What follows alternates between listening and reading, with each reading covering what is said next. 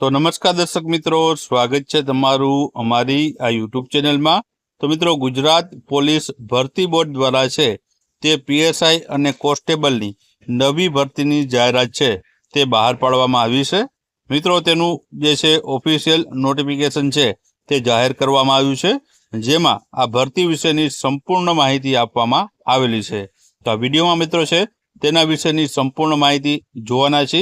લોકરક્ષક જે છે વર્ગ 3 એટલે કે કોન્સ્ટેબલની અને છે પીએસઆઈની ભરતીની જે છે તમામ માહિતી આપણે આ વિડીયોમાં જોવાના છે। તો વિડીયોમાં છે અંત સુધી બન્યા રહેજો અને વિડીયો પસંદ આવે તો વિડીયોને લાઈક કરજો અને વિડીયોને તમારા મિત્રો સાથે અવશ્ય શેર કરજો। તો ચાલો આપણે વિડીયોની શરૂઆત કરીએ। તો મિત્રો, અહીં તમે જોઈ શકો છો ગુજરાત પોલીસ ભરતી બોર્ડ દ્વારા છે આ ઓફિશિયલ નોટિફિકેશન જાહેર કરવામાં આવ્યું છે, જેમાં ગુજરાત રાજ્ય પોલીસ દળ વર્ગ 3ની અને પીએસઆઈ કેડરની બિન હથિયારી પોલીસ સબ ઇન્સ્પેક્ટરની છે તે ભરતી માટે છે જાહેરાત બહાર પડી છે।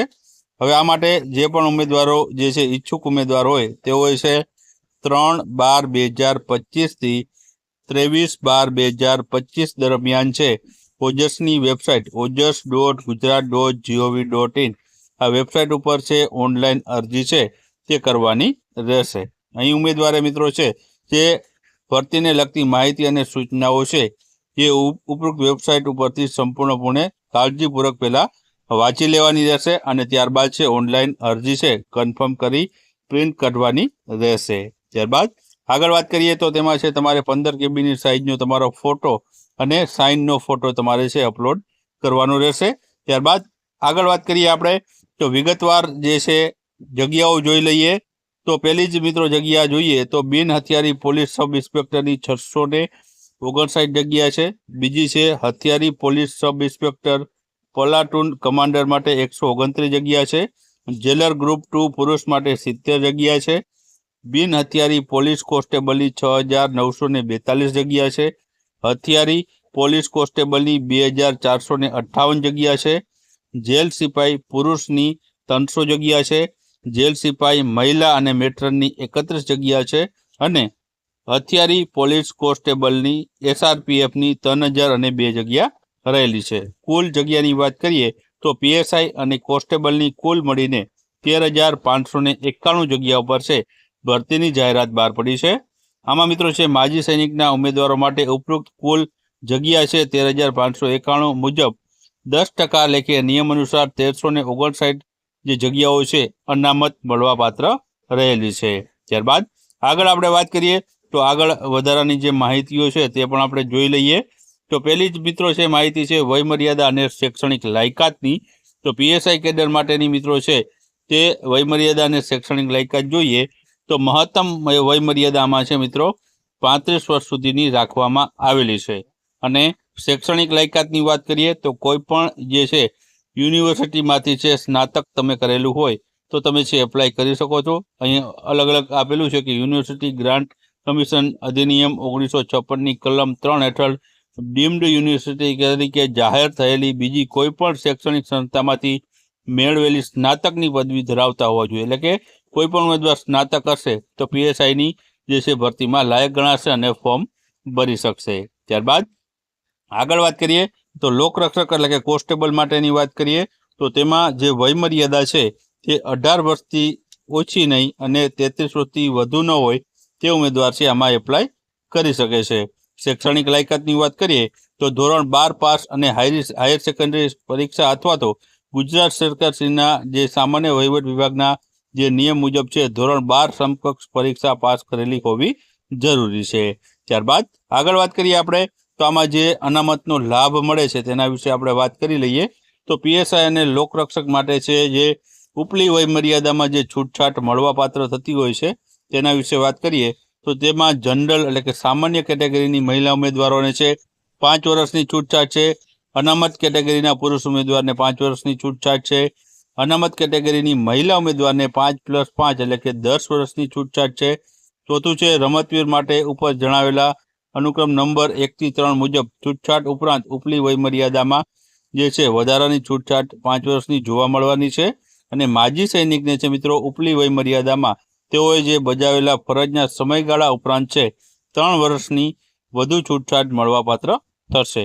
મિત્રો, મહત્તમ વય મર્યાદા છે 45 વર્ષની મર્યાદામાં છે આ છૂટછાટ મળવાપાત્ર થશે। ત્યારબાદ આગળ વાત કરીએ તો દરેક મિત્રો પરીક્ષામાં જે કોમ્પ્યુટરનું જ્ઞાન આવડવું જોઈએ અથવા તો કોમ્પ્યુટરનું બેઝિક નોલેજ હોવું જોઈએ અને સાથે સાથે તેનું છે તમે કોમ્પ્યુટર એપ્લિકેશન બેઝિક્સનું નોલેજ ધરાવતા હોવા જરૂરી છે। આ ઉપરાંત અહીં તમને ગુજરાતી અને હિન્દી બંને ભાષાનું જ્ઞાન હોવું જરૂરી છે અને નાગરિકત્વમાં તે ગુજરાતનો નાગરિક હોવો જોઈએ અથવા તો ભારતનો નાગરિક હોવો જોઈએ। ત્યારબાદ આગળ વાત કરીએ તો આગળ મિત્રો છે અન્ય માહિતીઓ જે આપેલી છે તે પણ આપણે એક નજર ફેરવી લઈએ કે અન્ય શું માહિતી છે આમાં આપેલી છે। તો શારીરિક ધોરણની વાત કરીએ તો લઘુત્તમ શારીરિક ધોરણ આમાં તમને આપવામાં આવેલું છે, જેમાં પહેલા પુરુષ ઉમેદવારની વાત કરીએ તો મૂળ ગુજરાતના અને અનુસૂચિત જનજાતિના ઉમેદવારને એટલે કે જે અનામત કેટેગરીના ઉમેદવારો છે તેને ઊંચાઈ છે 162 સેન્ટીમીટર। છાતીની માપની વાત કરીએ તો ફુલાવ્યા વગરની 79 અને ફુલાવેલી 84 રહેશે। જ્યારે બિન અનામત કેટેગરીના ઉમેદવારોની વાત કરીએ તો તેની ઊંચાઈ છે 165 સેન્ટીમીટર જરૂરી છે। છાતી ફુલાવ્યા વગરની 79 અને ફુલાવેલી 84 થવી જોઈએ। ઉપરાંત છાતીનો જે ફુલાવો છે મિત્રો ઓછામાં ઓછો 5 સેમીનો થવો અનિવાર્ય રહેલો છે। ત્યારબાદ મહિલા ઉમેદવારની આપણે વાત કરી લઈએ તો જે અનામત કેટેગરીની મહિલા ઉમેદવારો છે તેની છે ઊંચાઈ છે 150 સેન્ટીમીટર છે, જ્યારે બિન અનામત કેટેગરીની મહિલા ઉમેદવારોની વાત કરીએ તો 155 સેન્ટીમીટર છે તેની ઊંચાઈ માગવામાં આવેલી છે।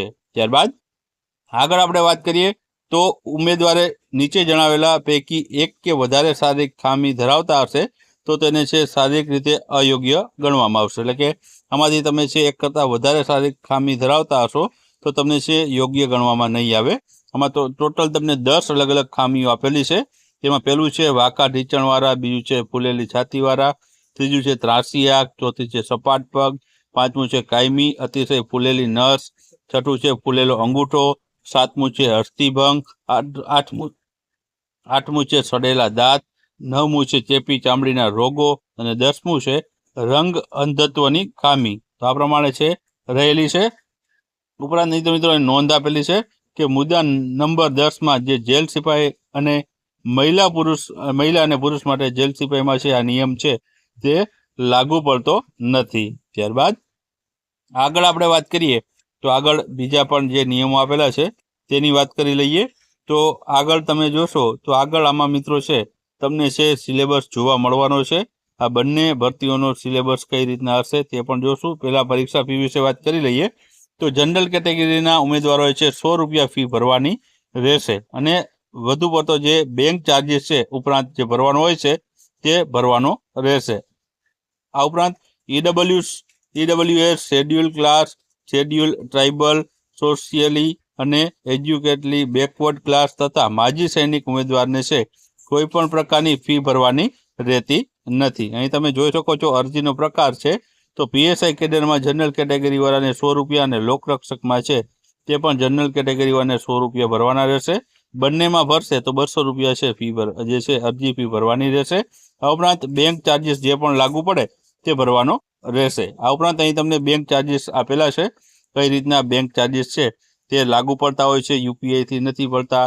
ઉપરાંત ક્રેડિટ કાર્ડથી 2% ટ્રાન્ઝેક્શન અમાઉન્ટ પ્લસ ટેક્સ લાગે છે। ઉપરાંત અલગ અલગ બેંકના તમને છે બેંક ચાર્જીસ છે તમને અહીં જોવા મળે છે। ત્યારબાદ આગળ આપણે વાત કરીએ તો આગળ કઈ રીતના છે તે રહેલી છે તે માહિતી જોઈ લઈએ। સિલેબસ વિશે વાત કરીએ તો મિત્રો અહીં તમે જોઈ શકો છો કે અહીં સિલેબસ છે તમને જોવા મળવાનો છે।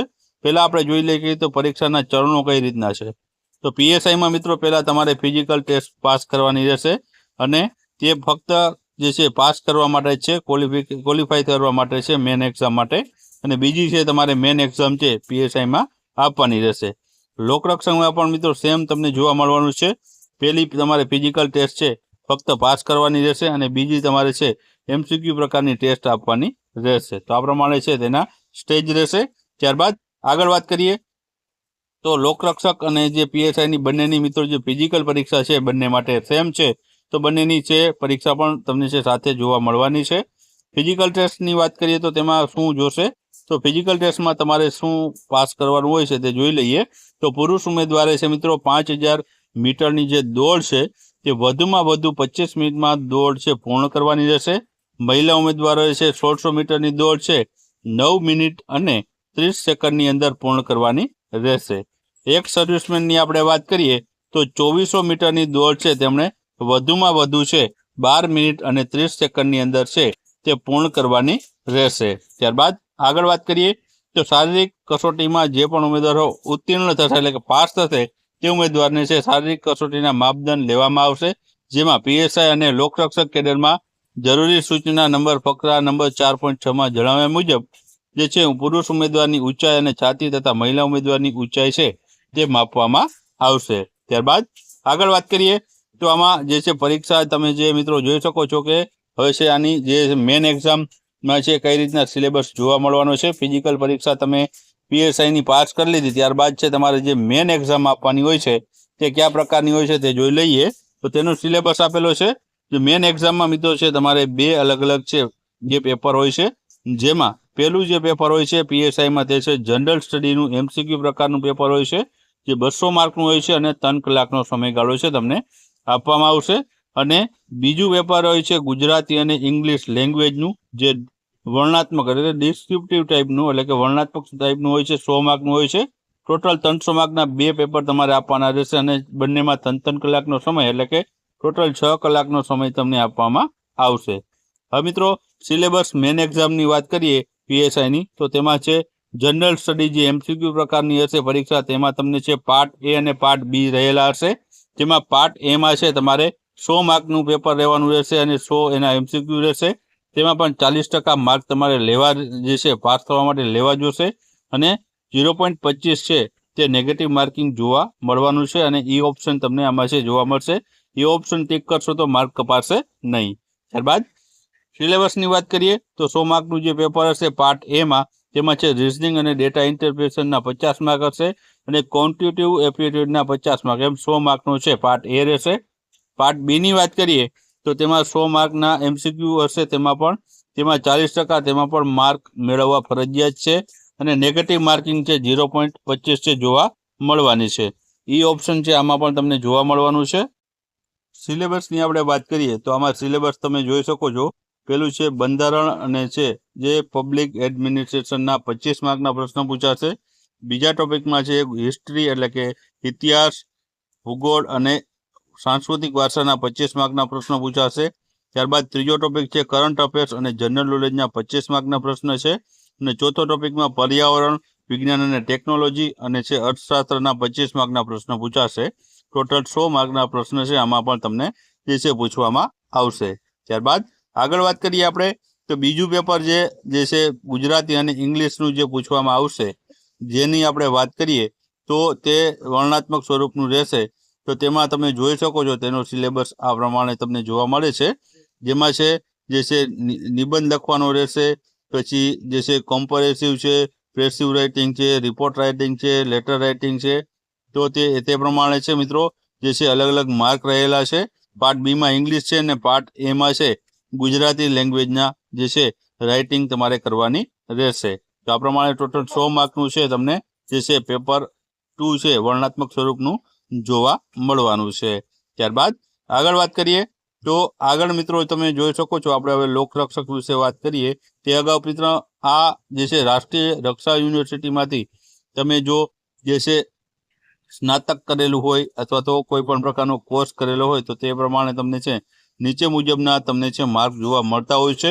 1 વર્ષના કોર્સમાં 5 ગુણ છે, 2 વર્ષમાં 9 ગુણ, 3 વર્ષનો કોર્સમાં 12 અને 4 વર્ષથી વધારે તમે જો જે કરેલું હોય જે ગ્રેજ્યુએશન અને ડિગ્રી તો 15 ગુણ સુધી તમને છે આમાં મળવાપાત્ર થશે. ત્યારબાદ આગળ આપણે વાત કરીએ તો આગળ જે છે અન્ય ઘણા નિયમો છે, પરંતુ આપણે હવે છે જે વાત કરીએ તો લોકરક્ષકનો સિલેબસ કઈ પ્રકારનો રહેશે. તો લોકરક્ષકમાં પણ મિત્રો છે પીએસઆઈની વારીએ તમે છે ફિઝિકલ પરીક્ષા તમારે પહેલાં પાસ કરવાની રહેશે.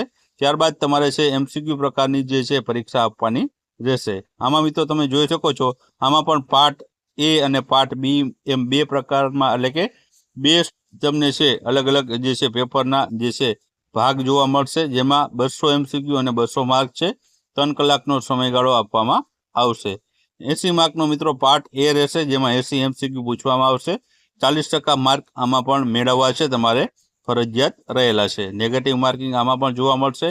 તમે જો ખોટા પ્રશ્ન ટીક કરશો અથવા તો એકથી વધારે પ્રશ્ન ટીક કરશો તો 0.25 માર્ક છે નેગેટિવ જોવા મળશે, અને ઈ ઓપ્શન ટીક કરશો તો કોઈ પણ પ્રકારના માર્ક છે તમારા કપાશે નહીં. હવે સિલેબસની વાત કરીએ તો પાર્ટ એ નો સિલેબસ છે, જેમાં રિઝનિંગ અને ડેટા ઇન્ટરપ્રિટેશનના 30 માર્ક છે, ક્વોન્ટિટિવ એપ્ટિટ્યૂડના 30 માર્ક, કમ્પેરેટિવ એન્ડ ગુજરાતી લેંગ્વેજના 20 માર્ક, એમ 80 માર્કનો છે પાર્ટ એ તમારો રહેવાનો છે.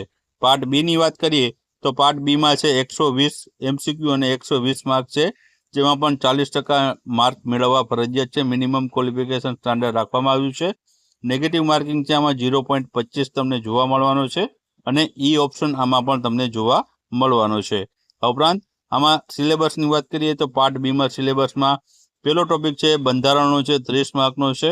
બીજો ટોપિકની વાત કરીએ તો તેમાં કરંટ અફેર્સ છે, સાયન્સ એન્ડ ટેકનોલોજી છે અને જનરલ નોલેજ છે, જે 40 માર્કના પ્રશ્ન પૂછાશે. ત્રીજો ટોપિક છે હિસ્ટ્રી, કલ્ચર અને જિયોગ્રાફી, એટલે કે ઇતિહાસ, ભૂગોળ અને સાંસ્કૃતિક વારસો ગુજરાત અને ભારતનો જે પૂછવામાં આવશે તે 50 માર્કનો પૂછવામાં આવશે. આમ ટોટલ છે 120 માર્કનો છે પાર્ટ બી તમને જોવા મળવાનો છે. તો આ પ્રમાણે છે કોન્સ્ટેબલનો સિલેબસ છે તમને જોવા મળવાનો છે. તો મિત્રો આ પ્રમાણે આમાં પણ તમને છે જે રાષ્ટ્રીય રક્ષા યુનિવર્સિટીમાંથી તમે જો જે છે ગ્રેજ્યુએશન અથવા ડિપ્લોમા અથવા તો પોસ્ટ ગ્રેજ્યુએશનનો કોર્સ કરેલો હોય તો વધારાના ગુણ આમાં પણ તમને છે જે પીએસઆઈની વાળી કોન્સ્ટેબલમાં પણ તમને મળવા પાત્ર થશે. તો આ પ્રમાણે મિત્રો છે જે છે કોન્સ્ટેબલનો જે છે સિલેબસ તમને જોવા મળે છે. આ ઉપરાંત આમાં મિત્રો તમને છે અન્ય ઘણી બધી માહિતીઓ આપેલી છે જે તમે જોઈ શકો છો મિત્રો. તો આ માહિતી મિત્રો છે આમાં કોન્સ્ટેબલ અને પીએસઆઈની બંનેની માહિતી આપણે છે આમાં જોઈ. તમને જો વિડીયો પસંદ આવ્યો હોય તો વિડીયોને લાઇક કરજો અને વિડીયોને તમારા મિત્રો સાથે અવશ્ય શેર કરજો.